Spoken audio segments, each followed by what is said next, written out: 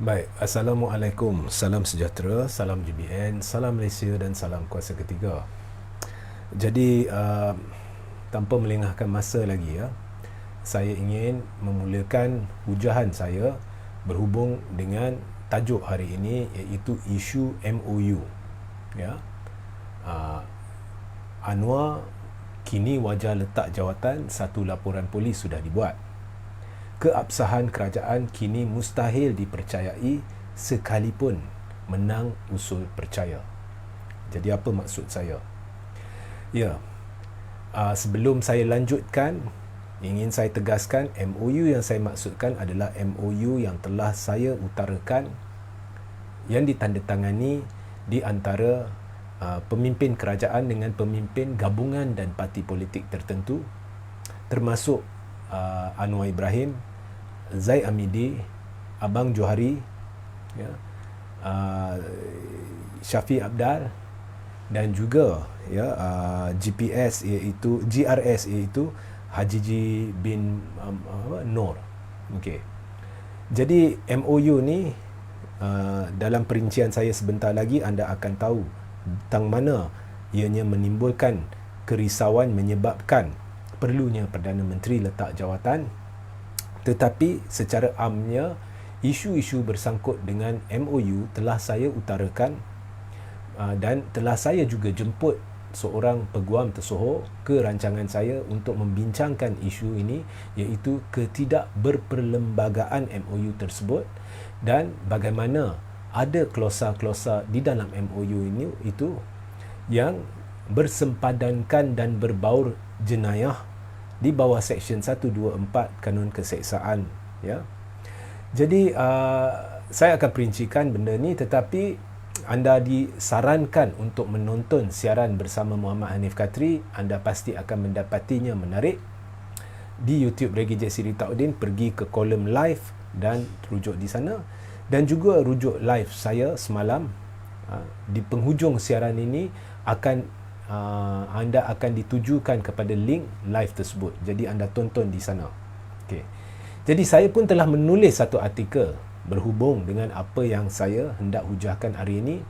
Jadi daripada membuat kerja dua kali, saya membaca artikel ini bermula dengan pemberitahuan bahawa telah dibawa kepada perhatian saya bahawa hari ini di Dang Wangi, atau Ibu Pejabat Polis Dang Wangi, pada pukul 1.35 petang, satu laporan polis telah dibuat berhubung dengan MOU ini, dan telah juga dinyatakan seksyen-seksyen di mana ianya ada bersempadankan dan berbaur jenayah, ya.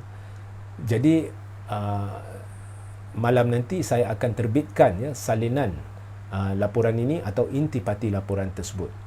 Jadi saya mulakan penghujahan. Datuk Seri Anwar Ibrahim perlu memikul tanggungjawab moral dan melepaskan jawatannya sebagai Perdana Menteri dengan kadar segera, susulan pemeteraian memorandum persefahaman di antara pihak kerajaan pimpinannya dan ketua-ketua beberapa gabungan dan parti politik. Okey. MOU yang dimaksudkan ditandatangani bersama oleh Datuk Seri Anwar Ibrahim, Datuk Seri Dr. Ahmad Zahid Midi, Datuk Seri Syafiq Abdal, Datuk Seri Haji Noor dan Abang Johari antara lain. Dalam MOU tersebut, wujud klausa-klausa yang bersempadankan atau berbaur kepada satu tindakan jenayah. Menurut MOU ni, setiap parti yang terlibat bersama mesti memastikan bahawa ahli parlimen mereka menyokong kerajaan pimpinan Anwar dalam sebarang usul atau rang undang-undang kepercayaan di Dewan Rakyat.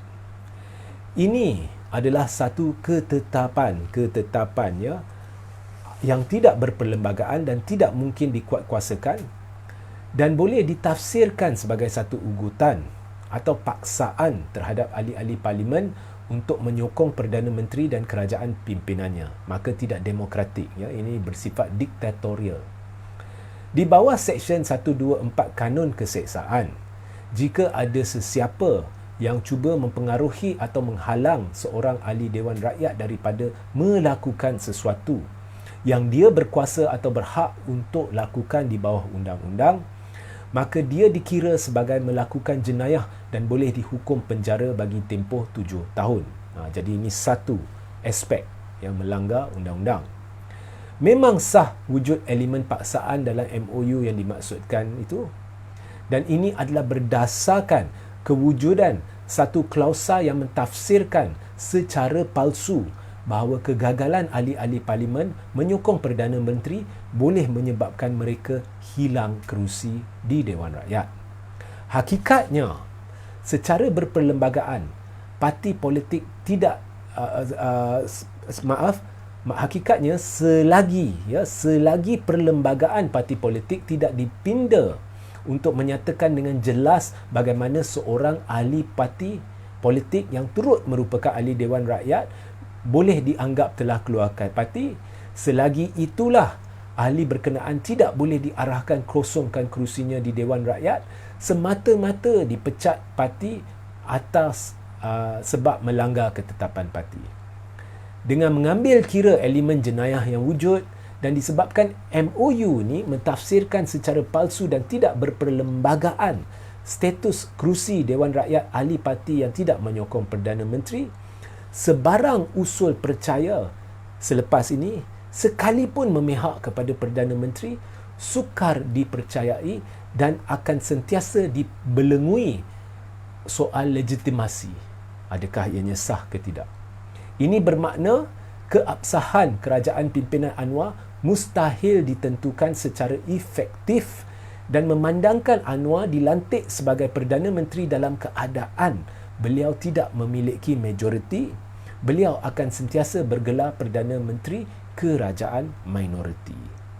Jadi disebabkan MOU ni, sekarang ni, atas penghujahan saya tadi, sekiranya dilakukan usul percaya sekalipun dan sekiranya usul percaya memihak kepada Perdana Menteri sekalipun, sukar dipercayai, banyak persoalan yang wujud.